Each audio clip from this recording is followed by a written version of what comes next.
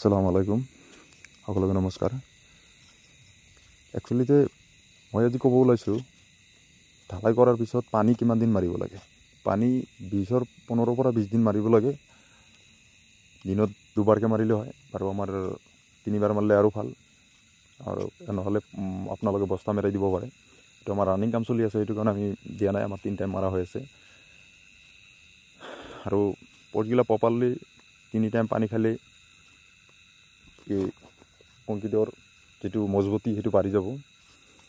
আৰু 15 পৰা 20 দিন পানী মাৰিলে কংক্ৰিটৰ যিটো মজবুত হয়, সেই মজবুতটো আৰু দ্বিগুণ হৈ যাব। সেইটো কাৰণে পানীটো প্ৰপাৰলি মাৰিব লাগে। বিশেষ কথা আৰু পষ্টৰ ভাইব্ৰেশ্যনটো মেইন। ঢালাই কিছুমানত ভাইব্ৰেশ্যনটো ভালদৰে মাৰিলে লাষ্টিংটো বেছি হ'ব। আৰু পানী 3 টাইম পানীটো ইম্পৰ্টেণ্ট হয়। আৰু কিছুমান কথা আছে যে পষ্টৰ ফিনিচিঙৰ ক্ষেত্ৰত ভাইব্ৰেশ্যনটো নামাৰিলে পষ্টটো ফিনিচিং কম ওলাব, নহ'লে ভালকৈ জাগাটো আপোনালোকৰ কি বুলি কয়, সেইটো গেপ ৰৈ যাব।